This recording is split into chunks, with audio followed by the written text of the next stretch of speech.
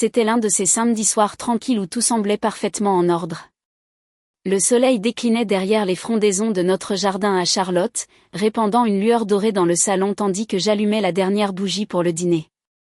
Mon époux Daniel vidait les verres pendant que je mettais la table. Ce soir-là, nous n'espérions que la famille proche, avec le jeune frère Yann parmi nous, tout juste revenu aux États-Unis après 5 ans passés à l'étranger pour le boulot. Ryan était de ces individus qui marquaient instantanément les esprits. Il arborait la mâchoire carrée de Daniel et la même confiance en lui, mais il dégageait une touche plus espiègle, une certaine légèreté dans son attitude. Je me rappelle l'avoir croisé pour la première fois lors de notre union il y a une décennie. Il n'avait que 20 ans, débordant d'énergie et de charme. À travers les années, nous sommes demeurés en lien, mais la distance et les aléas de la vie ont rendu nos échanges épisodiques. Cette soirée-là avait quelque chose de spécial, car Daniel n'avait pas croisé Ryan depuis près de 2 ans. Ils avaient été très complices enfants, quasiment inséparables, et c'était d'une importance capitale pour Daniel de retrouver son frère à la maison. Je l'apercevais dans ses prunelles alors qu'il concoctait le breuvage favori de Ryan, allant jusqu'à sélectionner la marque de bourbon évoquée par Ryan un jour, en passant. Les convives se présentèrent progressivement, et bientôt la demeure retentit de rires, de mélodies et de échanges. Ryan fit son entrée en retard, comme à son habitude, arborant son sourire caractéristique et tenant un bouquet de lys à la main pour moi. Il affirma que c'était pour la plus charmante hôtesse de Caroline du Nord. Je ris et le remerciai, essayant de ne pas trop prêter attention à ses compliments. Il s'agissait simplement de Ryan, séducteur, fluide, d'une sympathie irrésistible. Le repas se passa sans encombre. Daniel se tenait là, entre sa frangine Claire et Ryan, rattrapant le temps perdu, évoquant leurs souvenirs d'enfance et les dernières nouvelles de leurs carrières respectives. Je me délectais principalement, un sourire aux lèvres, en observant comment les 2 frangins renouaient si aisément avec leur complicité. J'avais presque zappé à quel point Daniel s'animait en compagnie de Ryan. Cela me procurait de la joie. C'était ça, la famille.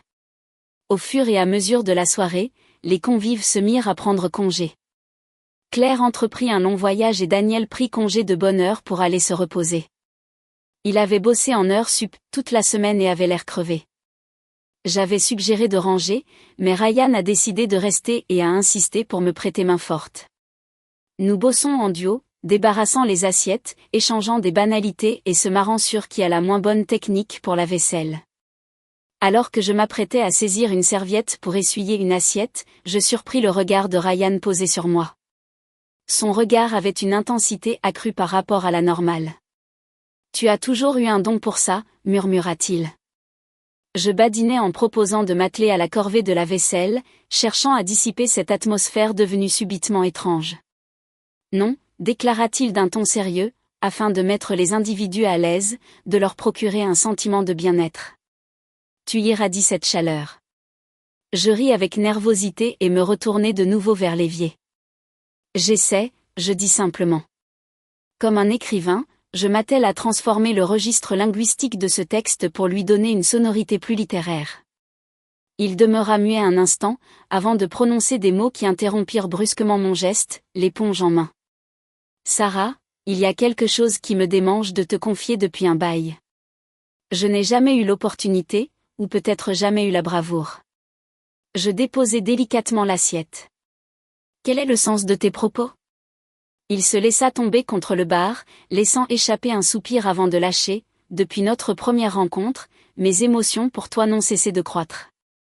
Comme un écrivain, je m'efforce de transformer le registre linguistique du texte pour lui donner une sonorité plus littéraire. Les paroles qu'il prononça m'assaillirent telle une déferlante. Je le scrutais, doutant d'avoir saisi correctement. « Ryan, qu'as-tu donc à débiter ?» Il ne détourna point son regard. « Je suis conscient que c'est répréhensible. Je suis conscient que tu es l'épouse de mon frère, mais je ne peux plus feindre l'indifférence à chaque fois que nos regards se croisent. Et j'ai l'intuition qu'une part de toi le perçoit également. » Mon cœur tambourinait avec frénésie.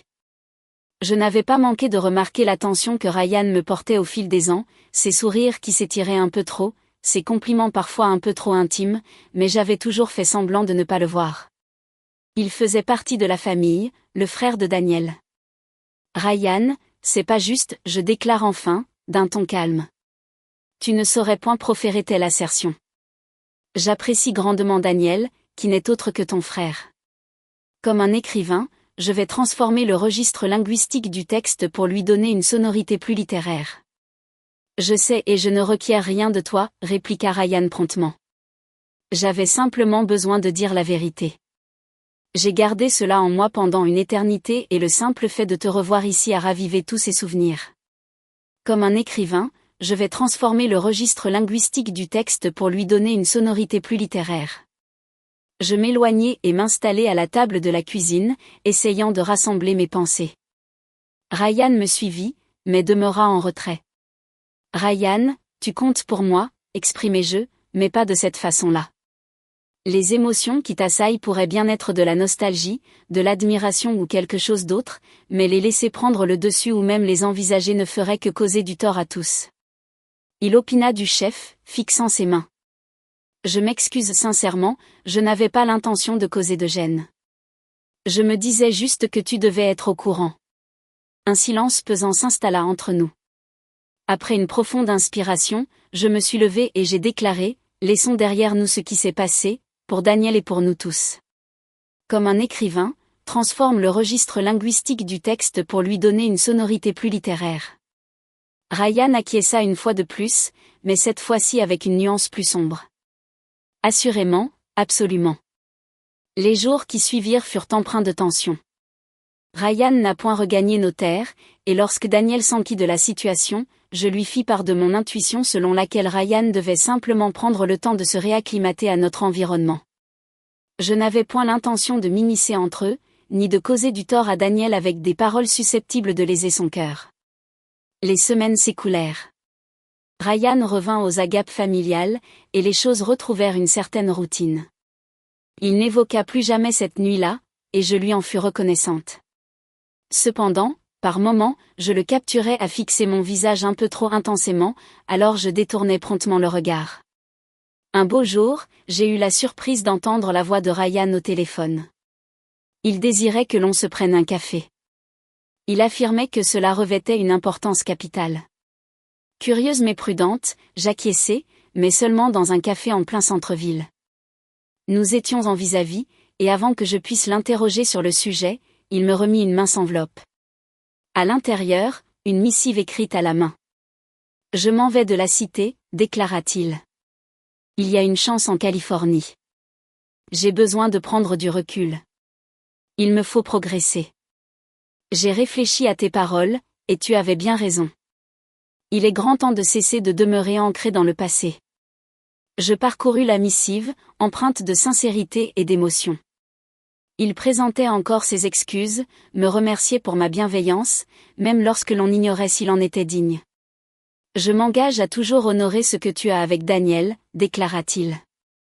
Il a bien de la chance, et moi aussi, d'avoir eu le privilège de te rencontrer. » Un sourire illuminait mes yeux embués de larmes.